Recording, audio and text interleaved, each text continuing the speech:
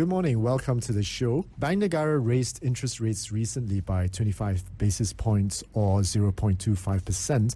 This is for what is called the overnight policy rate or OPR, which will now move up to 3.25%.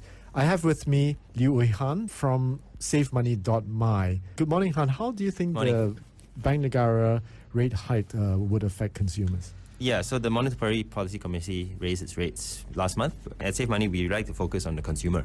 I mean, we hadn't seen it until probably recently, where the rate hike comes into effect into consumer financial products, things like loans, deposits, your credit products, your savings products. I mean, in general, just to cover the basics, a rate hike means good for savers, not so good for borrowers. But what does it mean for borrowers exactly?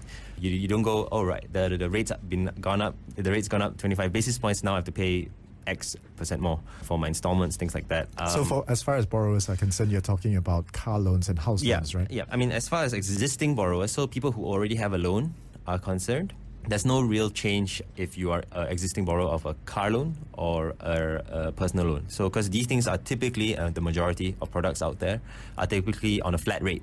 So, you get 8% flat over, 5 years. You get that in your credit agreement. That typically doesn't change much over the course of that 5 years. The flip side of that is for home loans, where a majority of people are on a variable rate. So this 25% basis point increase gets, transferred directly. That's flown through directly to the consumer. It's not all doom and gloom. We've done some analysis. On a typical 500,000 ringgit loan, you're looking at anywhere between 60 to 80 ringgit more. That's not a lot. Yeah, depending on where you are in your repayment cycle, it can be anywhere between 60 to 80 ringgit more, which is, somewhere between a 1.5 to 2% increase in your installment. It's painful, but more like a little prick, I would say, for most consumers. So is that kind of quantum which will represent a rule of thumb? Because many people are expecting Bank Negara to raise interest rates by another 25 basis points, and that would mean another 80 to 100 ringgit added to their installments. Yeah, obviously it depends on what's your balance and how long you have to go. But for a rule of thumb, for a 500,000 ringgit loan remaining, you're looking at somewhere between 65, 70, 75 ringgit increase in your installment. So that's that. For people with existing loans, not to worry too much. It doesn't really affect you. It's for people who are thinking of getting a new car. What are the going rates right now for car loans? Prior to the rate hike, it was, for new cars, it was typically between 2.5 to 3%. For national cars, slightly higher for non-national cars. You've seen that flown through, and some banks and, in cohorts with dealers have raised that a bit more than 25 basis points. You now see, national cars going at 3%. To 3.5, non-national cars, your overseas cars coming in at 3.2 to 3.7, slightly more than the 25 basis points that the MPCs raised it by. So that's a concern for new borrowers that rates will have gone up. Mm-hmm. So just to reiterate what you're saying, this only concerns new borrowers, because for the existing borrowers or car loan borrowers, they would not be affected by the interest rate rises, right? Because that's locked in already. Yeah, exactly. The majority of car loans are a flat rate loan rather than variable. So people who have existing car loans, don't worry too much. It's really for the people who are thinking of getting a new car now. Or thinking of getting a new personal loan now, that it becomes even more important to just shop around and make sure you get the right one. Do you have any calculation as what the differences would be? Not so much on the personal loans. Those are actually determined not so much by the OPR, but a lot by the bank strategy or credit requirements or how aggressive they want to go with their loan book. But you will see a slight increase overall. The great or maybe not so great thing about flat rates is that you can really calculate straight up what the increases will be. So it's just 25 basis points more. It's quite easy to calculate. Easy to calculate. For home loans, not so much. Yeah, and I suppose that just going back to the investment motives of a car is definitely not an investment, but for a house, that's a very long-term investment. So that 80 to 100 ringgit incremental cost to the installment would be more than offset by the returns of the property over the long term, but not so much for cars, right? Yeah. As in, I'm not going to speculate on house prices today, Julia. But in the bigger scale of things, right? It's not a huge prick to your personal finances. And if you still believe in house prices, you still believe in houses as an investment, it's probably not going to affect your investment decision heavily. The fact that there's been a 25 basis point increase and possibly one or two more in the next 12 months. What about for credit card products? Are there any changes to the interest rates there? Not that we can have seen for credit cards. Not so much that we can see in the consumer banking market. They're typically fixed at 18%. This is not flat. This is a fixed rate of 18% of your balance. Don't see this changing based on a 25 basis point increase. What's interesting that I should probably mention is for savers. Banks took a while and took a bit longer than they did for the credit products, but they also increased their savings rates. And this goes back to what I was saying earlier about it's good for savers. Okay, we'll talk more about that when we come back from the break, plus also the fact that you have been talking to some bankers, and we'll get your views on what the conversation was about. You're listening to Ringgit and Cents, and I'm talking to Liew Hann from SaveMoney.my, BFM 89.9. Welcome back. You're listening to Ringgit and Cents. I have with me Liew Hann from SaveMoney.my, and we're talking about Bank Negara's recent interest rate hike and how it affects consumers, especially holders of loans. But Han, we want to move on and talk about the other side of the equation for savers. This rate hike would benefit savers, wouldn't it? Yeah, in theory, absolutely. You'd expect the banks to be as quick to increase savings rates as they did with the home loan rates, which was pretty much immediate. Savings came a bit later, you can expect that. So there are two kinds of savings, the normal deposit savings rate as well as fixed deposit rates. How are those the respective accounts affected? Yeah, I mean, on the CASA side, which is current and savings accounts, we haven't actually seen too many changes in the interest rates of those products. What are they right now? They're typically between 0.1 for the current accounts, which is almost nothing. Which is almost nothing, to a slightly higher, but not exactly exciting 2.1%. For savings accounts. For savings accounts, okay. Exactly. That barely covers inflation. Yeah. What's really interesting is that for fixed deposit rates, which broadly mirror, the bank's internal interest rate curve, banks have not actually passed on the full 25 basis point increase in that sense. We're actually seeing across the board for 1 month FDs all the way to 12-month FDs, the increases have only been something like 0.1% to 0.2%. They're not actually passing that on, and this probably would affect most savers out there. Is that fixed deposit promos are about to change. Part of our role is to constantly be in conversation, not in cohorts, but in conversations with bankers. Okay. So before we go on to the details, when you say promos, what do you mean? I mean campaigns that banks run on a month-to-month basis. If they look at their loan-to-deposit ratio, they say, "Hey, we need more deposits. We need to run a fixed deposit campaign." That typically bumps out deposits by so on and so forth. How does it manifest itself? Like you get 5% interest rate if you put 50,000, say, something like next that. 2 weeks. So they run tactical campaigns that say, "Hey, you get above the board rates," which is what I touched on earlier. The board rates which increased by that tiny bit. Typically, what promos are is a significant amount above the board rate to attract those savvy depositors or savvy switchers and to bump up their deposit books. It takes time to come out with these campaigns, and based on what we are seeing, the prediction is, and this makes sense, right? The prediction is that banks will take some time to come up with new campaigns anyway, and they will only have done this in the last couple of weeks, or started planning this, after the rate hike. If you see an FD campaign, maybe hold your horses, wait for the next one, and get the higher rate. Now, this is like buying an iPhone, right? You're kind of like waiting for the latest technology to be incorporated to your phones, but because this interest rate rise isn't an isolated one, it would be a series of rate rise. So perhaps more promos coming up into the future with successively higher interest rates. Yeah, we expect that to happen, especially if the reports that are coming out from central bank are saying that banks are looking and need to bump up their deposit ratios. The rule of thumb is wait a couple of months after rate hike before jumping into a long-term promo. So the advice should be for those who have already liquid resources or cash lying around and they want to reinvest that, expect higher rates for your fixed deposits. That sounds very interesting, and we look forward to that. And that was Liew Hann from SaveMoney.my discussing Bank Negara's recent interest rates hikes and the ways it would directly affect consumers. Joining me in the studio is Lee Chui Lin for news in the personal finance world. Yes, and our first story is actually, in a way, our second news story in as many weeks about crowdfunding. It's from the Daily Express. And they, whoever the they in these cases tend to be, the mysterious they, have called it a truly democratic way to invest. And what they're talking about is peer-to-peer lending, or P2P for short. And the article kind of looks at whether or not it's a good idea for people. Yeah, this is the internet revolution, isn't it?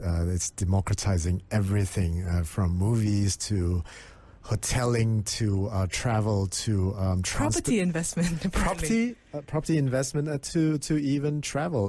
We saw the news today about UberX launching their low-cost limousine service.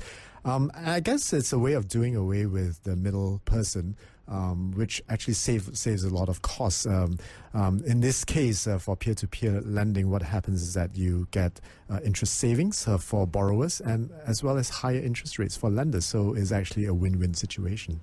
But haven't the middlemen been there for a reason for a very long time? Or am I just being misconventional? Yeah, you're right. They are there because they are a conduit that brings together savers and borrowers. But they also offer a certain measure of protection, right? It would involve some sort of both regulatory as well as protection by the banks themselves. But that doesn't mean these P2P lenders don't have protection. If you look at things like eBay, they have that reputational thing, right? If you go on eBay and you have a bad reputation, then in future people won't want to trade with you. So there's that. And the internet can devise all sorts of ways to actually check a reputation. But I know that we have actually interviewed Zopa on the grill before. And they say that they have a way of ranking borrowers. And at this point in time, they are actually only making personal loans and not large-scale loans like to big corporations in the hundreds of millions of dollars. Moving on, a column in the South China Morning Post's headline, "Key to Inequality is Soaring Home Prices." And this is based on the writer Richard Wong's reading of French economist Thomas Piketty. I never know whether I'm pronouncing French names right. I'm just going to assume. See, there we go. I don't know. And his book, Capital in the 21st Century, a study of Piketty's data shows that by far the most important component of capital that has been rising as a share of national income over the period 1970 to 2010 is domestic housing capital. So this guy has been in the news a lot recently.